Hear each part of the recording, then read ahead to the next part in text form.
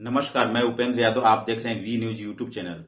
महिलाओं की सुरक्षा और अधिकारों को लेकर समाज में भले ही कई नीतियां और कानून बनाए गए हों, लेकिन जमीनी सच्चाई इससे थोड़ी अलग है। राष्ट्रीय महिला आयोग एनसीडब्ल्यू द्वारा 2025 की शुरुआत से अप्रैल माह के अंत तक प्राप्त आंकड़ों से स्पष्ट होता है कि महिलाओं के विरुद्ध अपराधों में कमी नहीं आई है, बल्कि घरेलू हिंसा, आपराधिक धमकी, मारपीट और दहेज प्रताड़ना जैसी घटनाएं अब भी बड़ी संख्या में सामने आ रही है।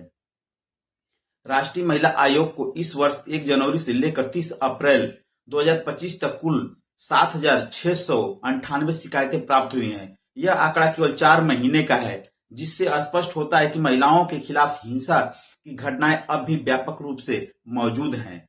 आयोग द्वारा प्राप्त इन शिकायतों में सबसे अधिक मामले घरेलू हिंसा से जुड़े पाए गए हैं, जो कुल शिकायतों का लगभग 20% बताया जाता है। पीटीआई की रिपोर्ट के अनुसार घरेलू हिंसा से संबंधित 1,594 शिकायतें दर्ज की गई हैं।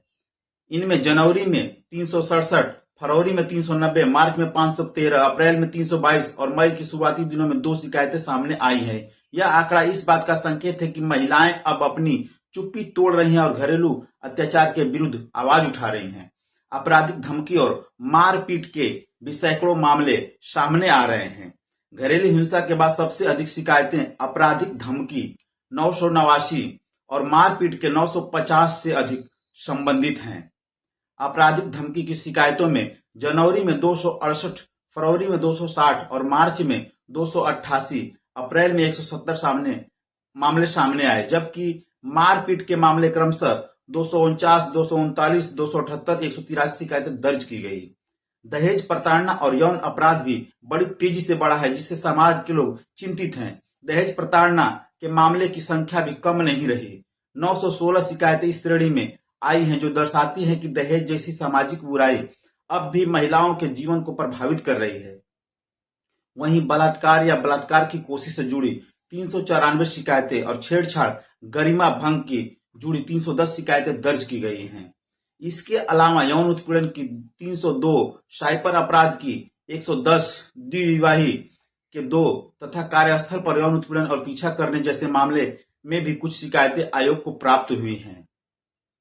राज्यवार आंकड़ों की बात करें तो उत्तर प्रदेश एक बार फिर सबसे ऊपर है।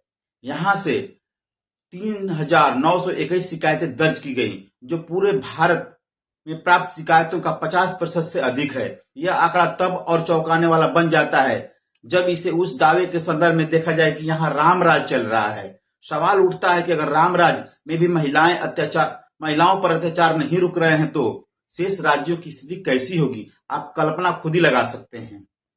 उत्तर प्रदेश में जनवरी से अप्रैल तक क्रमशः 992, 841, 957 और 1,087 शिकायतें दर्ज हुई, जबकि मई में अब तक 84 मामले सामने आए हैं। दिल्ली में इसी अवधि में कुल 688 शिकायतें दर्ज की गई। जनवरी में 146, फरवरी में 175, मार्च में 184 और अप्रैल में 183 शिकायतें दर्ज की गई। महाराष्ट्र में 473, मध्य प्रदेश में 391, बिहार में 342 और हरियाणा में 306 शिकायतें दर्ज की गई। अप्रैल सबसे संवेदनशील महीना माना जा रहा है। दिलचस्प बात यह है कि अकेले अप्रैल माह में आयोग को 2,123 शिकायतें प्राप्त हुई, जो इस मामले के पहले 4 महीने में सबसे अधिक है। यह महीना महिलाओं की आवाज उठाने की दृष्टि से सबसे सक्रिय रहा। एक और महत्वपूर्ण पहलू यह कि 881 शिकायतें ऐसी हैं जिन्हें फिलहाल किसी निश्चित श्रेणी में वर्गीकृत नहीं किया गया है। यह भी चिंता का विषय, क्योंकि इससे यह संकेत मिलता है कि अपराधों की प्रकृति इतनी विविध हो चुकी है कि उन्हें पारंपरिक श्रेणी में रखना मुश्किल हो गया है। पिछले साल के मुकाबले इस साल जागरूकता में वृद्धि देखी गई है। पिछले वर्ष 2024 में आयोग को 25,743 शिकायतें प्राप्त हुई थी। इस साल के शुरुआती 4 महीने के आंकड़े देखें तो अनुमान लगाया जा सकता है कि यह संख्या इस बार और अधिक हो सकती है। हालांकि अधिकारियों का यह भी मानना है कि बढ़ती शिकायतों को पूरी तरह नकारात्मक संकेत नहीं माना जाना चाहिए। इसका एक सकारात्मक पक्ष यह है कि महिलाएं अब ज्यादा जागरूक हैं और वे अपने अधिकारों के लिए आवाज उठा रही हैं, जो सामाजिक चेतना और बदलाव की दिशा में एक अहम संकेत दिखाई पड़ रहा है। वहीं मीडिया की भूमिका और जनता की जिम्मेदारी तय करनी होगी। यूनाइटेड मीडिया पत्रकार एसोसिएशन के अध्यक्ष उपेंद्र यादव का कहना है कि इन आंकड़ों को सामने लाना मीडिया की जिम्मेदारी बनती है ताकि समाज में सुधार लाया जा सके।